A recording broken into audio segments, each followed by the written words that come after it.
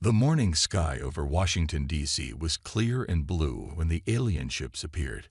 They didn't arrive with the dramatic flair of invasion movies. There were no thunderous sounds or city-sized shadows. Instead, 5 sleek vessels, each about the size of a passenger plane, glided silently through the air and landed on the National Mall. Commander James Walker stood at attention, his blue uniform crisp despite the summer heat. Around him, a mix of military personnel and government officials waited with barely hidden tension. This was humanity's first contact with alien life, and no one knew what to expect. The lead ship's door opened with a soft hiss. Out stepped creatures that looked almost like tall deer walking on 2 legs. They had smooth brown fur, large eyes, and moved with natural grace. The tallest one wore what appeared to be a uniform decorated with silvery symbols. "We come seeking help," the tall alien said in perfect English, using a small device that hung from its neck. "We are the Federation of Free Worlds, and we face extinction." Walker's training kicked in.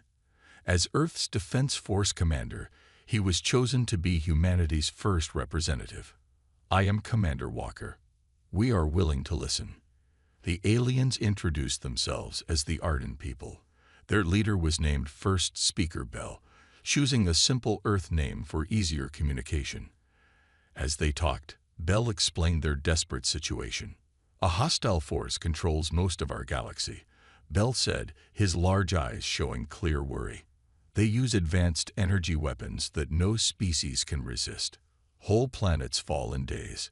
We found Earth by accident while running from them. And we noticed something strange." Walker listened carefully as Bell continued. "Our scans showed your cities are filled with energy signatures that should be deadly. Your communication devices, your power systems, they release radiation that would kill our people. But you live with it perfectly well." The alien reached for a small cylinder on its belt. Several human soldiers tensed, but Bell moved slowly and carefully. "This is a simple energy pulse tool. May I demonstrate?" After getting approval, Bell pointed the device at a dead tree branch nearby. A soft blue light pulsed, and the branch turned to ash instantly. Then, with permission, he pointed it at a concrete block. The block melted like ice in summer. "Now," Bell said, "with your permission, I would like to test it on a human volunteer, at its lowest setting." The room grew quiet. Walker stepped forward. "I volunteer." His second-in-command tried to stop him, but Walker stood firm. "If they wanted to harm us, they could have done it already." Bell pointed the device at Walker's outstretched hand and activated it. The blue light washed over his skin. Walker felt a slight warmth, like standing in sunlight, but nothing else. The aliens gasped collectively. "Impossible," Bell whispered. "Even at low power, this should cause intense pain to any living thing. We've tested it on thousands of species. You truly are immune." The next few hours were filled with careful tests and discussions. Earth scientists confirmed what the aliens discovered. Something about human biology, evolved over millions of years on a planet with unique radiation levels, made them naturally resistant to energy-based weapons. "The enemy approaches your solar system," Bell explained gravely. "They follow us everywhere. But now, for the first time in centuries, we have hope. Your people might be the key to freedom."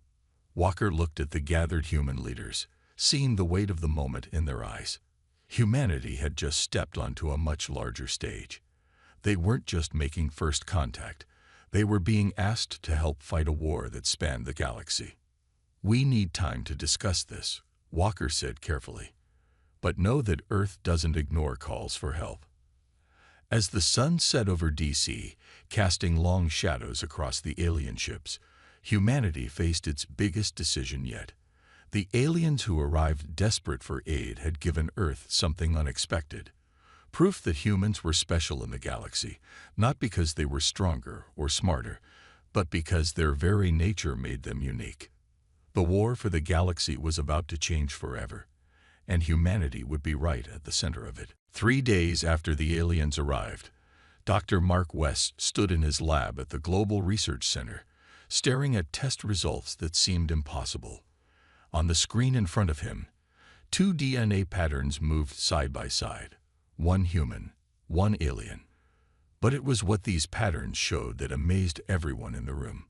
"Look at this," he said to the alien scientist, Blue, who stood next to him. Blue looked like the other insect-like aliens, but wore a white lab coat over his blue shell. "Human DNA has something I've never seen before." Blue moved closer to the screen, his antenna twitching with interest. "Yes, this is extraordinary. Your DNA has adapted to radiation in a way we thought impossible." The tests had started right after the first battle at Moonbase. The aliens wanted to understand why their weapons couldn't hurt humans. They'd brought their best scientists, including Blue, to work with Earth's top researchers. Mark pointed to a particular part of the human DNA. "Our ancestors lived through something amazing. About 100,000 years ago, Earth went through a period of unusual radiation. Instead of dying, humans adapted. Our DNA learned to absorb energy and use it."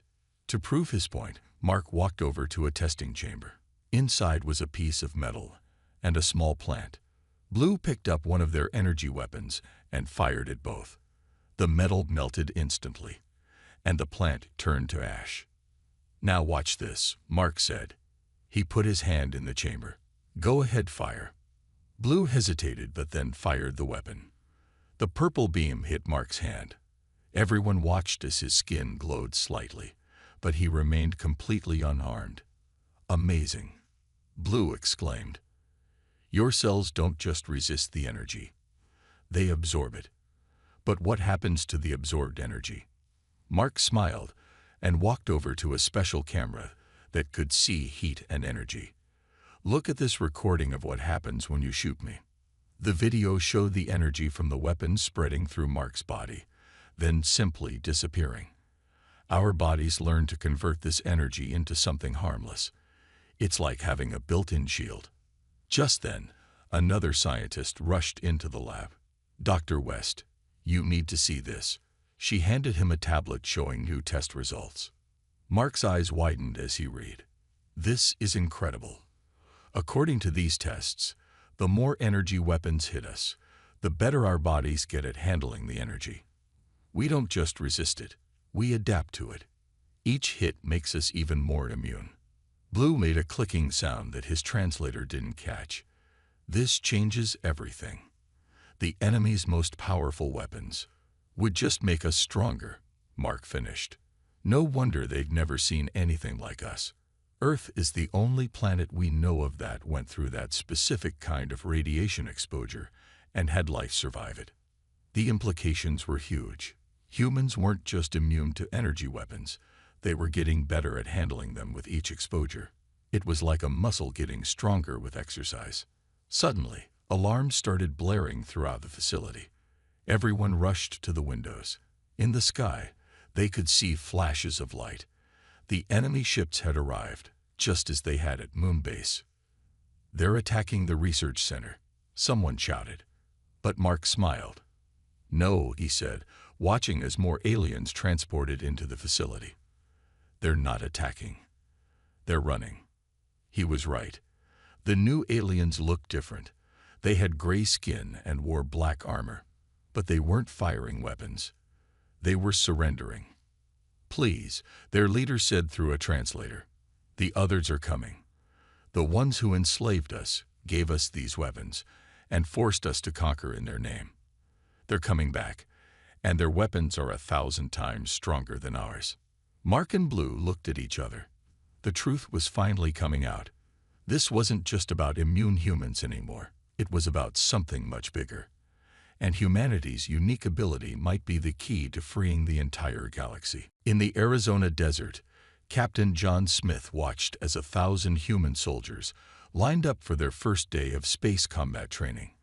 The morning sun was hot, but nobody complained. They all knew what was at stake.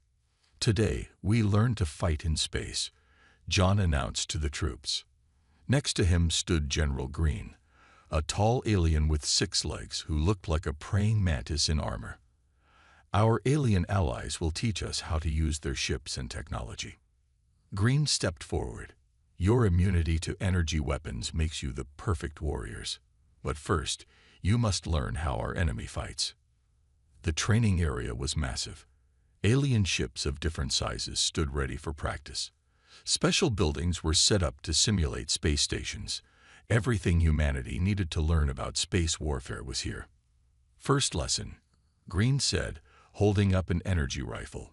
Watch what happens when we fight normally. He pointed to a group of his soldiers. The alien soldiers demonstrated space combat. Their energy weapons turned the practice targets into liquid. They moved fast, using jump packs to fly short distances. Their armor could stop most attacks. Now, Green turned to the human soldiers. Your turn. John stepped into the practice area first. Green soldiers fired their weapons at him. Purple and blue beams hit him from all sides. There was a warm feeling, but no pain. John walked through the energy blasts like they were nothing but lights at a disco. Perfect. Green clicked his mandibles in excitement. But the real advantage is what comes next. Humans, pick up the fallen practice weapons. The soldiers did as told. To everyone's surprise, they could hold and fire the alien weapons easily. The energy rifles worked perfectly in human hands. This is what makes you special, Green explained. Not only are you immune to energy weapons, but you can also use them. No other species can do both. The enemy's weapons can't hurt you, but your weapons can hurt them. The next few hours were amazing. The human soldiers learned to use jump packs, flying short distances like the aliens. They practiced with different weapons, from small pistols to large cannons. Everything worked better than expected. Then came the biggest test. Green brought out what looked like a metal suit. This is our most advanced battle armor. No other species except yours can use it safely. John put on the suit. It was surprisingly light and moved like a second skin. When he activated it, energy coursed through the metal. Any other species would have been killed instantly, but for him, it felt natural. The suit uses the same energy that our weapons do, Green explained. It makes you stronger, faster, and lets you fly. For us, it's too dangerous to use. For you, it's perfect. Suddenly, alarms started ringing. Everyone looked up at the sky. A ship was entering Earth's atmosphere, but it wasn't one of theirs. Enemy scout ship, Green said quickly. This is not a drill anymore. Without hesitation, John activated his new armor. Other soldiers followed his lead. They had only trained for a few hours, but it would have to be enough. The enemy ship fired its main weapon. A massive energy beam, bigger than anything they'd seen before, hit the training ground. The alien instructors had to take cover, but the human soldiers stood their ground. The beam washed over them harmlessly. John fired back with his energy rifle. The shot hit the ship's engine. More soldiers fired, and soon the scout ship crashed into the desert. Incredible, Green said, emerging from his shelter. One day of training, and you've already defeated an enemy ship. Now you understand why we need your help. John looked at his fellow soldiers, all standing tall in their energy armor, weapons ready. In just one day, they had gone from regular Earth soldiers to humanity's first space combat unit. The real war hadn't even started yet, but today proved something important. Humans weren't just immune to the enemy's weapons. They were ready to use that immunity to defend Earth and their new allies. The massive human battleship, Earth's Hope, floated in space near Jupiter. Captain Bill Adams stood on the bridge, watching as his crew worked at their stations. Only 2 weeks had passed since their training, but everyone moved with confidence. Enemy fleet detected, shouted Mike, the radar operator. 50 ships coming out of light speed. Bill straightened his uniform. This would be humanity's first real space battle. Around Earth's Hope, 20 other human ships took position. Each one carried 500 soldiers in energy armor, ready for combat. Remember your training, Bill said over the ship-wide communication system. They can't hurt us with their weapons. We have the advantage. The enemy ships appeared. Black, sharp-looking vessels that seemed built for war. Their leader sent a message to all ships: "Surrender now. Your human tricks won't save you." Bill smiled and pressed the reply button. "This is Captain Adams of Earth. We don't surrender. In fact, we invite you to give us your best shot." The enemy responded with a full attack. Thousands of energy beams lit up space like a light show. Every enemy weapon fired at once, hitting the human ships directly. Nothing happened. The human ships' hulls were made using a new technology, a mix of Earth metals and human DNA patterns. Just like human skin, they absorbed the energy attacks harmlessly. "Our turn," Bill said calmly. "All ships, attack pattern 1." The human fleet moved as one. They had trained for this. Their ships released pods, hundreds of them. Inside each pod were 5 human soldiers in energy armor. The enemy didn't understand what was happening until it was too late. The pods hit their ships, and the human soldiers broke in through the hulls. Energy weapons couldn't stop them. The battle turned into close combat, and humans had another advantage. They were naturally stronger than their enemies. "Team leaders, report," Bill called over the radio. "Enemy bridge captured on Ship 1. Engine room secured on Ship 2. They're surrendering on Ships 3 through 7. The battle was going perfectly. Then something changed. A new ship appeared, bigger than all the others. It glowed with purple energy. "This is High Commander Purple," a voice boomed across all channels. "You dare to resist? Then face our ultimate weapon." The massive ship fired a beam of energy so powerful it looked like a small sun. It hit Earth's hope directly. For a moment, everything went quiet. The enemy waited to see their ultimate weapon's effect. Instead of destruction, they saw something amazing. Earth's Hope's hull was glowing, but not with damage. The ship had absorbed so much energy it was now shining like a star. "Engineering, report," Bill called. "Sir, power levels are off the charts." The engineer replied excitedly. "The enemy weapon, it just gave us more power than our reactors could make in a year." Bill grinned. "Then let's use it. All power to our new main weapon." Earth's Hope's front opened like a flower. The ship's scientists had designed a special weapon, one that could use the same energy the enemy fired at them. Now it was fully charged. Fire. A beam of pure white energy shot from Earth's Hope. It hit the enemy's main ship, cutting it in half like paper. The remaining enemy ships started surrendering immediately. When the battle ended, Bill looked at the numbers. 20 human ships had defeated 50 enemy vessels. Not a single human was hurt. The enemy's strongest weapon had only made them stronger. "Captain," Mike called from his station. "The prisoners are talking. They say this fleet was just a test. The real enemy, the ones who gave them these weapons, they're coming with an army bigger than anything we've seen." Bill nodded. This battle was just the beginning. But now everyone in the galaxy knew something important. Humans weren't just immune to energy weapons anymore. They had learned to use that energy to turn the enemy's power against them. The next battle would be bigger.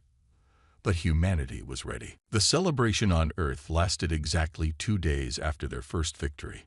On the 3rd day, everything changed. Dr. Lisa Brown rushed into the emergency meeting at the United Earth Defense Center. Military leaders from Earth and their alien allies sat around a large table, faces grim. On the main screen, images showed something terrifying. Green clouds spreading through alien cities.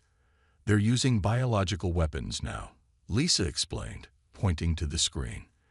"The enemy realized their energy weapons don't work against us, so they've changed tactics."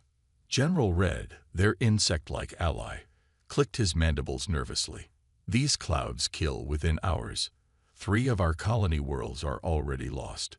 Lisa took a deep breath before continuing. "They think this will stop us. They're wrong." She pressed a button, and new images appeared on the screen. These showed human soldiers walking through the green clouds completely fine. "Impossible," several alien leaders said at once. Not impossible. Lisa smiled. Remember how our DNA adapted to energy weapons? Well, it seems those same changes made us immune to their biological weapons too. Our bodies treat the poison like another form of energy and simply absorb it. The room erupted in excited discussion. This was huge news. The enemy's new weapon had failed just like their old ones. But Lisa wasn't finished. "There's more," she said, making everyone quiet down. "We found something interesting when we studied how our bodies handle the poison clouds." She showed new images, these of human blood samples. "Not only are we immune, but our blood can cure others who are infected. We can save the worlds they've attacked." The alien leaders looked at each other in amazement. Humans weren't just warriors anymore. They were the key to saving countless lives. Plans moved quickly after that. Within hours, human medical ships were heading to the affected planets. They carried special filters made from human blood samples that could clean the poison from the air. Human doctors worked with alien medical teams to cure the sick. But the enemy wasn't done yet. As Lisa worked in her lab on the main medical ship, alarms started blaring. "Dr. Brown," a young assistant ran in.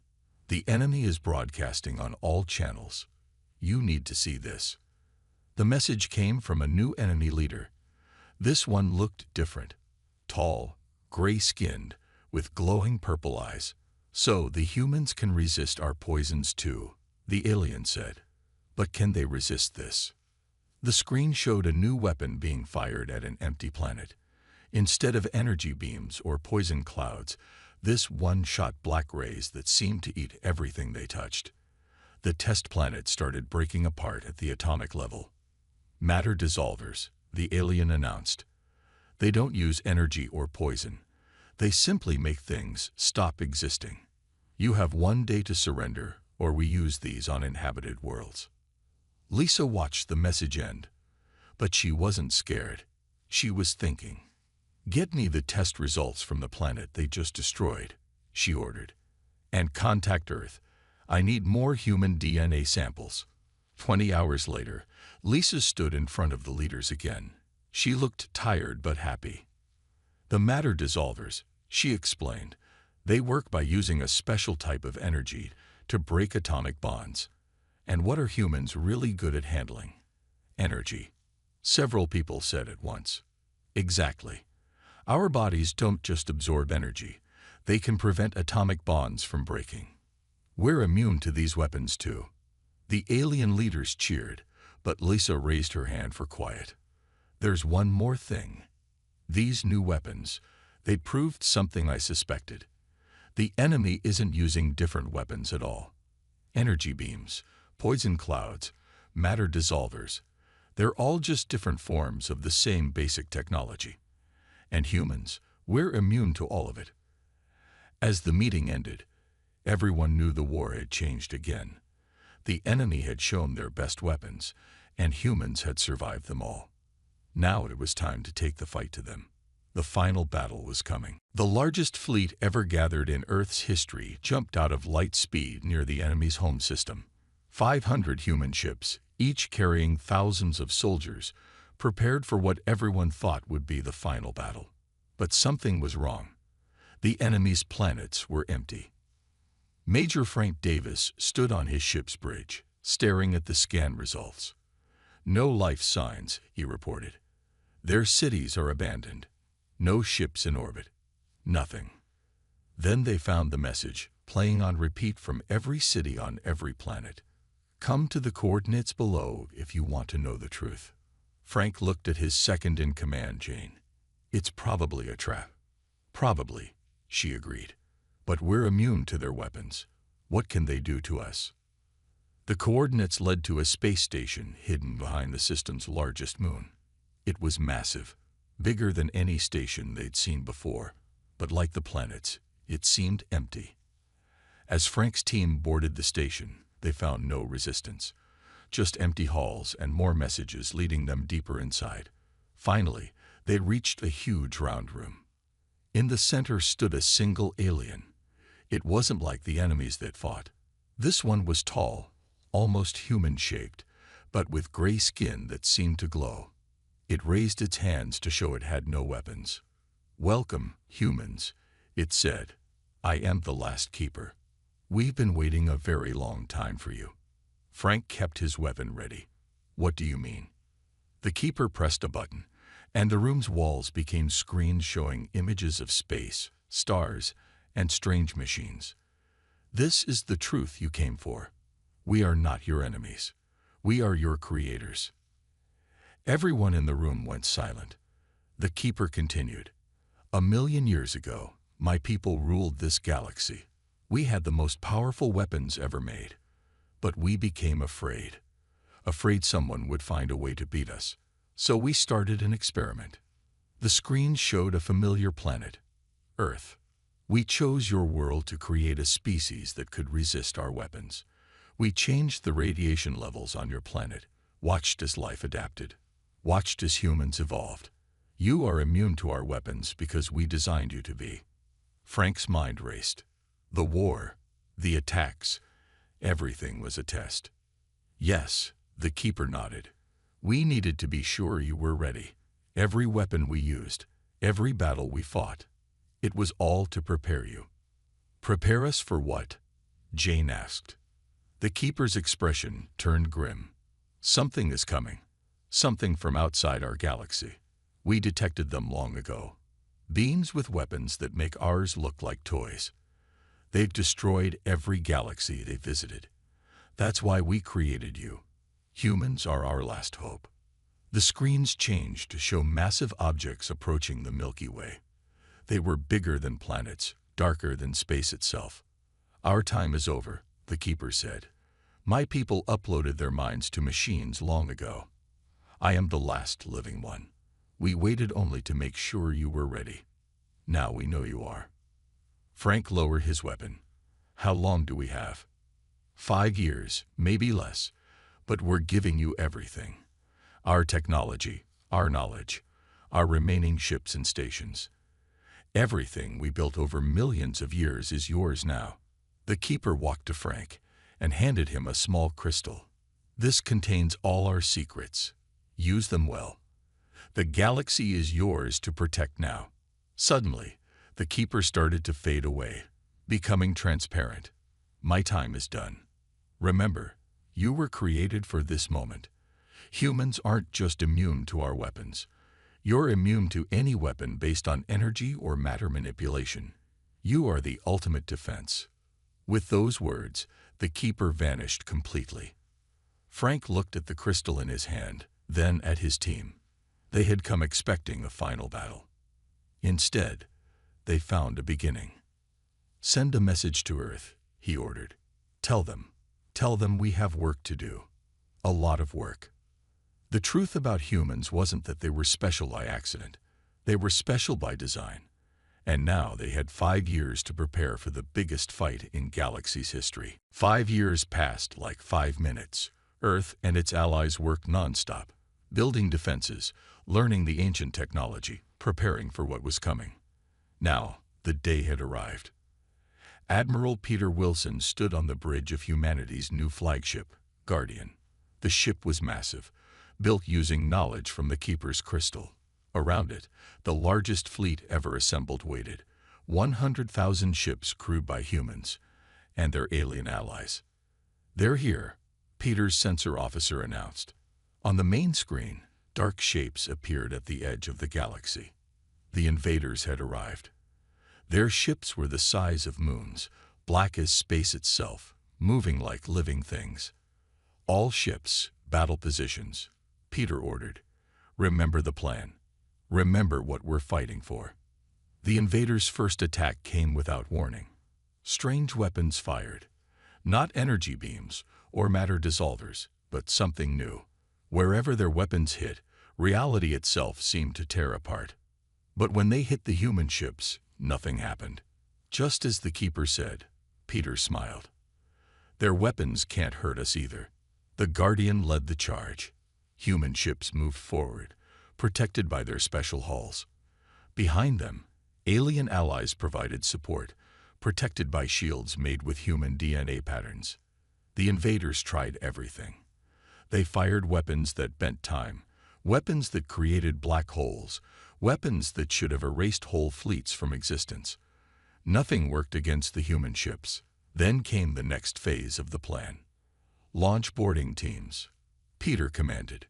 Millions of human soldiers in advanced battle suits flew from their ships. The suits were special, built using both the Keeper's technology and human biology. They let humans fly through space without ships, protected from everything. The invaders hadn't expected this. They had conquered galaxies using their unstoppable weapons, but now they faced an enemy their weapons couldn't touch. Human soldiers landed on the massive invader ships. They fought their way inside, facing strange alien creatures twice their size. But humans had trained for this. They had the Keeper's weapons, powered by their own energy-absorbing bodies. First invader ship captured, came the report. Then another and another. The battle raged for hours. The invaders kept trying new weapons, but nothing could stop the humans. Every energy weapon made them stronger. Every reality-bending attack washed over them harmlessly. Finally, the invaders' main ship sent a message. Their leader, a being of pure energy, appeared on screen. How? It asked simply. We've destroyed 1,000 galaxies. Our weapons break the laws of physics.